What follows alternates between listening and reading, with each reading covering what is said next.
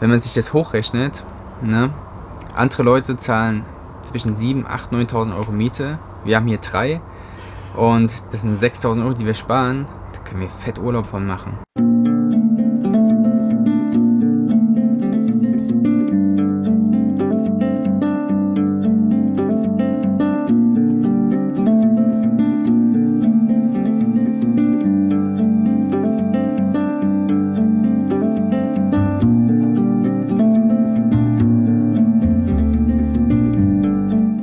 Ich bin Monique. Und ich bin Rocco. Willkommen in unserem selbstgebauten Tiny Home.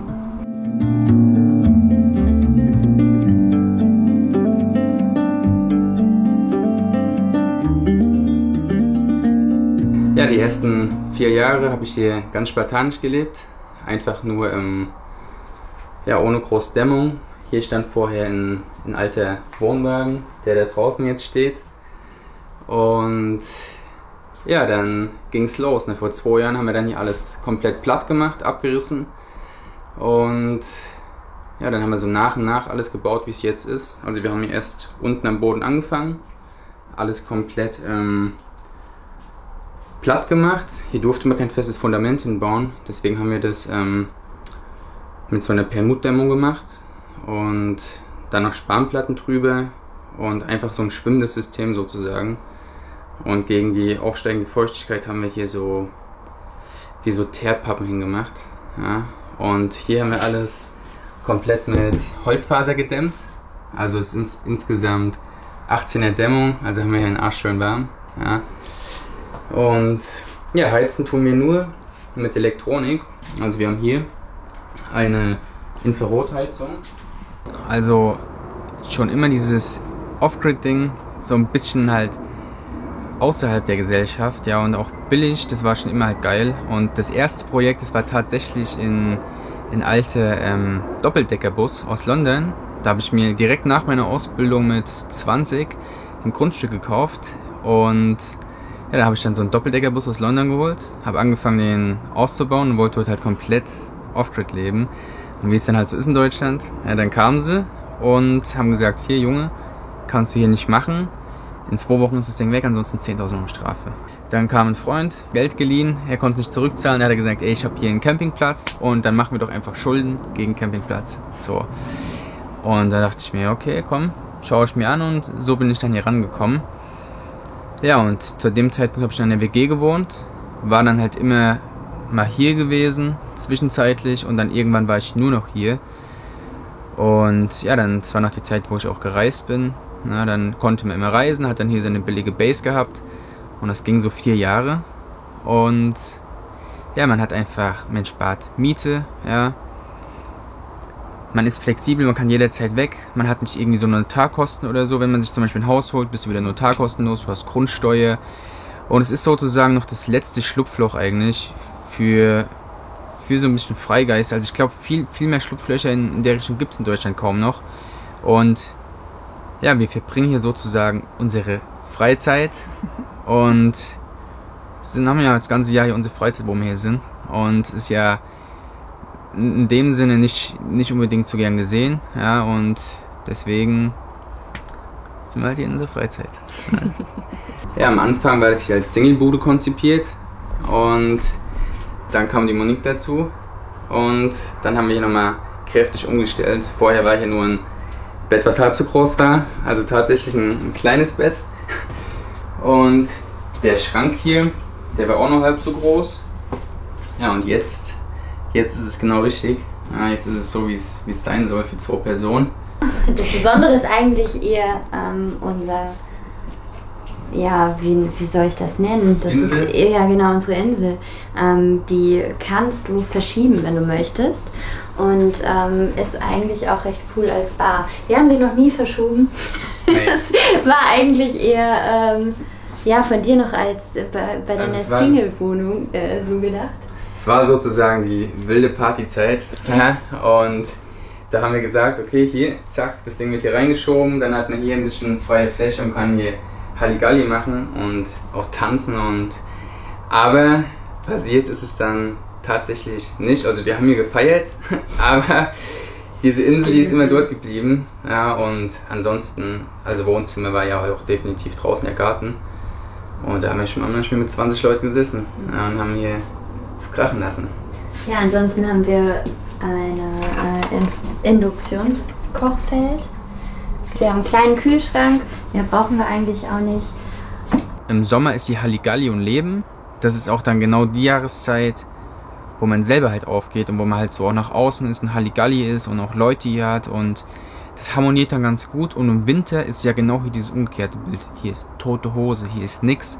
Und man ist dann selber auch ein bisschen mehr bei sich im Winter halt, ja, ist ein bisschen dann eher introvertiert, so macht halt nur seinen Sport, geht halt arbeiten und ansonsten ist nicht viel Leben. Man trifft sich mal mit Freunden und dann ist man hier in seinen 4 Wänden und ja, ist schon zurückgezogen, ne? So, und eigentlich das passt, genauso wie wir halt auch sind, so ist auch der Rhythmus hier vom Campingplatz. Ne? Im Sommer Vollgas und Party und laut und viele Menschen und im Winter eher still. Ruhig, genau, ja. Im Wellnessbereich haben wir auch, gibt kein Plumpsklo bei uns, sondern wir haben ein Bad hier draußen. Also gehen wir einmal hier unseren Balkon, ja. Der ist sonst auch noch beleuchtet. Also hier unten drunter haben wir Neonlichter verbaut und nachts, wenn es dunkel ist, und dann macht es an, dann leuchtet hier alles ganz schön. Und ansonsten haben wir hier unser Bad. Also das war das allererste, was wir hier gebaut haben, um sich einfach wirklich wohl zu fühlen. Und was halt hier so das Highlight ist, sind eigentlich diese Steine.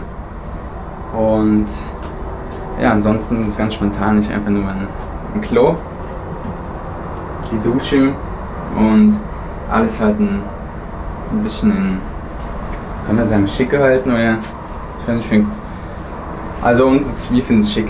Ja. Wir Genau. sind an den öffentlichen Kanal angeschlossen und Genau, also es geht direkt alles raus zur Straße hin.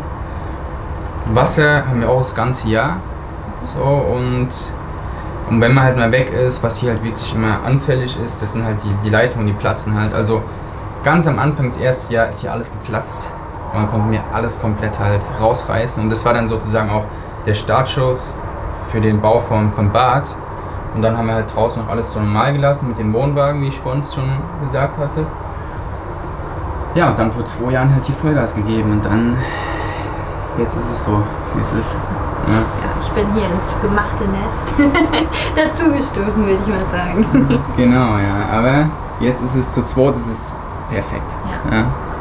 Jeder hat seinen eigenen Raum trotzdem auf dem Campingplatz und man muss natürlich auch echt sagen, es ist einfach günstig. Also für uns, wenn wir reisen wollen, ist das halt optimal. Da sparen wir einen Haufen Geld. Ich meine, hier die Mieten kosten, ich glaube, 700 €. Ist eine Einzimmerwohnung und da sind wir mit 3.000 € im Jahr. Wasser, Strom, Da alles. haben wir alles drin, genau richtig. Genau. Schon recht günstig, das muss man schon auch dazu sagen. Ich glaube, das ist auch ein großer Aspekt, dass wir gesagt haben, ja. Man ist ja auch beschützen, so, also nicht, dass wir beschützen, sondern in dem Sinne, wenn wir halt wechseln und reisen. Wir haben hier die Nachbarn, ja, wir haben hier immer unsere Securities sozusagen, ja, und die gucken ganz genau. Die wissen Und dann schon, wenn hier jemand, warum war da jemand hier bei ihrem Platz? Wer war denn das? Das ist eine Sackgasse. In Ordnung? Ja, richtig. Wenn hier einer ist, dann ist es ein Schlitzohr, wenn wir nicht hier sind. Also wir wollen uns noch ein bisschen verkleinern, wollen jetzt nach Spanien auswandern und also eigentlich nach Portugal, ja, aber Spanien ist der Zwischenstopp und wir haben ein super schönes Wohnmobil, einen alten Mercedes, den haben wir restauriert und ja, das hat jetzt auch ein Jahr gedauert und jetzt haben wir schon mal die Feuerprobe gemacht.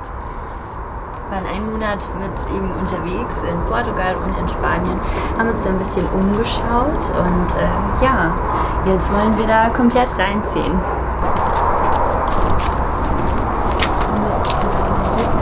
So, das ist ja so schon sozusagen ein Setup. Also das war jetzt so das, was wir zuletzt gemacht haben. Das sind hier die Boomboxen. Und da ist sozusagen dann eigentlich unser ganzes Equipment drin, was man nicht sehen will. Das ist ein Taucherzeug. Hier liegt sonst immer noch unser Elefantenrüssel drin. Ja. Und dann kriegen wir dann das Wasser. Können wir euch gleich mal zeigen. Die Außendusche. Ja, und hier ist dann genau dasselbe, auch nochmal Werkzeug und die ganzen Sachen, die Platz verbrauchen. Und das ist unsere Außendusche. Von innen kann man sie anstellen und ansonsten ist es immer auf Offline-Modus, dass da nichts raustropft. Ja, und eigentlich ganz easy.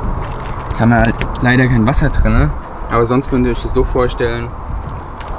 Drinnen wird es dann aufgedreht und danach Vollgas und dann tue ich entweder Monique mal abbrausen oder sie sich selber.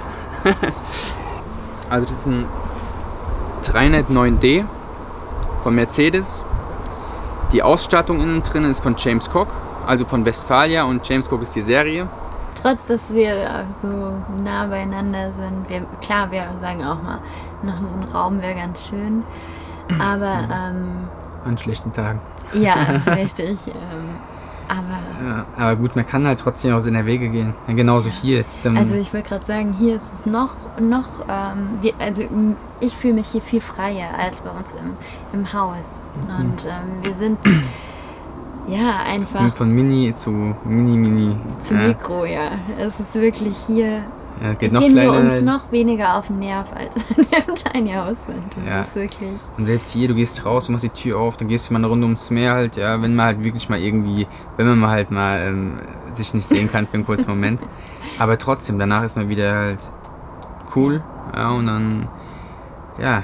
Aber hier haben wir einfach, das Wohnzimmer ist draußen und es ist einfach nur hier zum Schlafen. Und genauso ist es eigentlich bei uns im Tiny House. Gut, da dreht sich noch mehr drin ab.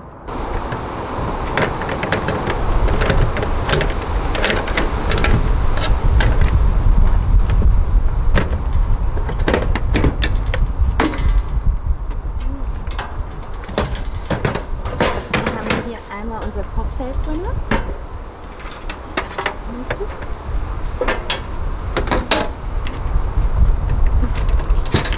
Und da haben wir dann unsere Außenküche quasi.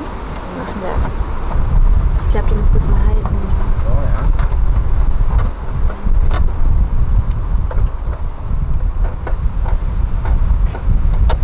So, die sind sozusagen gesichert. Also die Außenküche ist gesichert über einen Schraubverschluss, dass auch niemand mopsen kann. Und mit dem Schlüssel kann man es dann wieder absichern. Und jetzt haben wir das hier über so ein Klappsystem dran befestigt. Und aufstellen. So, das ist das Setup sozusagen. Ja, das ist jetzt einfach das Kochfeld. Unten drunter ist dann der Gastank. Und jetzt kann man es dann einfach hier unten ranstöpseln. Und ja, dann kann man hier super schön kochen, ohne dass es irgendwie stinkt. Ja, und gerade drinnen in dem kleinen Raum, wenn man irgendwie was da kocht, was halt nicht so schön riecht, dann ist es hier schon geiler draußen. Ansonsten kannst du ja mal reingehen, mal zeigen, wie wir es durchreichen. Ja. So, hier haben wir sozusagen Schnippelbereich. Ja, und ich bin dann für die Schneidarbeiten zuständig und darf ihm dann immer alles rausreichen. Und der Rocco ist dann für draußen, fürs Kochen zuständig. Genau, ja, dann zack, jetzt hier weiter. Und am Ende.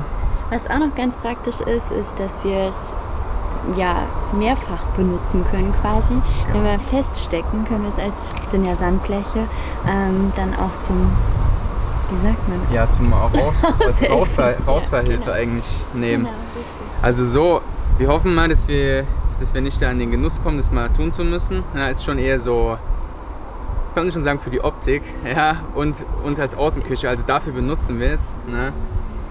Wir fahren auch mal in Sand rein, aber wir sind da schon, also wir tun es nicht ganz so ans Limit treiben mit dem. Wir haben ja auch kein Allrad, also wir schauen auf jeden Fall, wo wir lang fahren, wobei wir eigentlich nicht schauen. Wir fahren einfach drauf los und bis wir dann irgendwann feststellen, vielleicht ist es doch nicht ganz so gut. Ja, also das war direkt nachdem es fertig war, eigentlich auch der Lack, sind wir nach Sardinien gefahren und wir sind wirklich komplett durchgedreht mit dem Auto. Wir sind überall lang gefahren. Wir dachten, jetzt tun wir es richtig ausnutzen. Und hier oben siehst du schon die Kampfspuren von den Bäumen. Also überall sind Kratzer und wenn wir losgefahren sind, es war wie aus dem Ei gepellt. Aber gut, dafür war es trotzdem geil und schöne Erinnerungen. Ja, und es ist halt ein Auto, was man benutzt und kriegt auch mal ein paar Dellen und Kratzer. Und dann wird es dadurch lebendiger.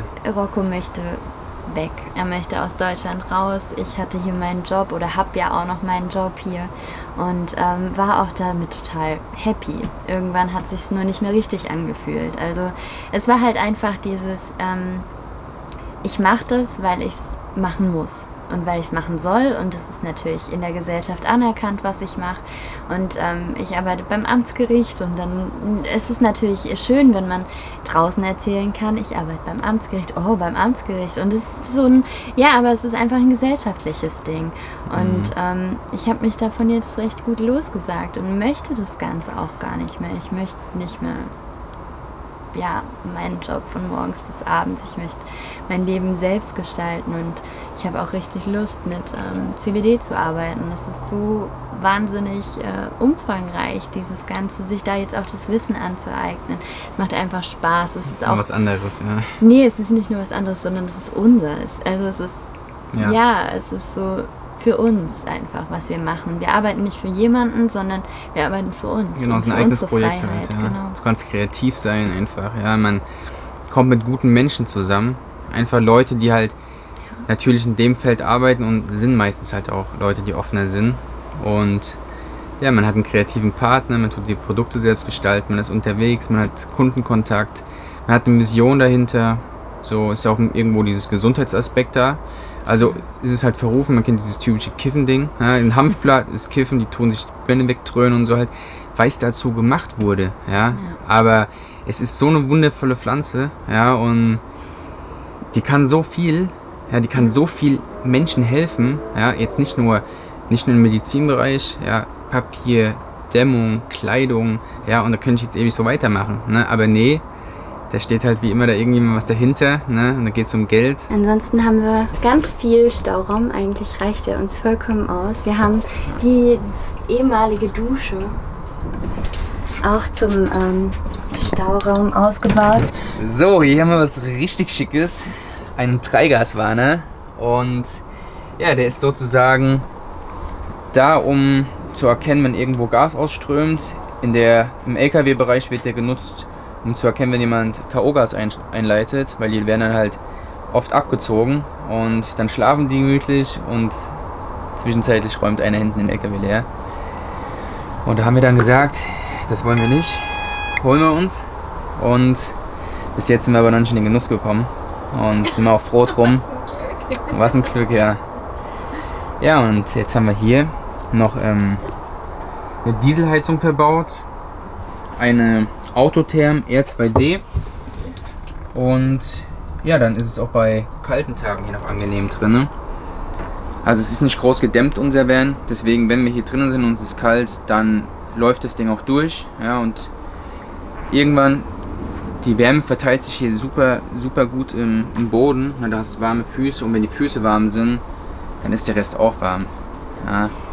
Was auch ganz cool ist, unsere Abstellkammer können wir auch als Trocknungsraum benutzen, weil wir da genau die Kanäle reingebaut haben. Und somit, wenn wir mal im Regen nass geworden sind, was uns beim Wandern recht häufig irgendwie passiert, haben wir da alle unsere Sachen rein und dann war das wieder trocken innerhalb kürzester Zeit. Mittlerweile könnte ich mir auch nicht vorstellen, noch größer zu leben. Also ich hatte vorher eine 60 Quadratmeter Wohnung, jetzt haben wir 22 Quadratmeter zu zweit. Aber und es ist lang dicke. Ja. Wir haben so viel Platz. Also. Ja, und auch viel zu viel Scheiß eigentlich. Da sind wir schon richtig, minimalistisch, aber es ist trotzdem viel zu viel Scheiß. Absolut, ja. So. Ja, zu viel. Wenn wir jetzt hier reinziehen, das ist nochmal befreiender. Also ich habe so richtig gemerkt, wie aus einer Wohnung ausziehen in was viel Kleineres so befreiend sein kann. Also wenn man auf eine Sicherheit baut, ich weiß nicht. Dann tut man auf irgendwas, das ist eine Utopie halt. Ja. Du denkst irgendwie so, ja, am Ende vom Leben ist ja dieses, ey, holt euch ein Haus, denkt an eure Rente, ja. Aber hey, wer sagt uns denn, dass wir bis dahin kommen? Ja? Genau. So, und am Ende tust du dein ganzes Leben für was arbeiten und da habe ich 1000 Beispiele im Kopf. Ne? Und dann, zack, Frau weg mit der Kohle oder krank geworden, tot umgefallen, keine Ahnung, ja, oder irgendwas anderes Schlimmes passiert und wir können am Ende sagen, hey, wir haben gelebt und ich glaube, wir werden am Ende trotzdem diese Sachen haben, ja, trotzdem irgendwo ein Heim, wo wir sitzen, wenn wir alt sind, ja, und wir werden auch Essen haben, wenn wir alt sind, wir werden gesund sein, wir werden aber 1000 Geschichten erzählen können und das ist doch unterm Strich viel, viel mehr wert.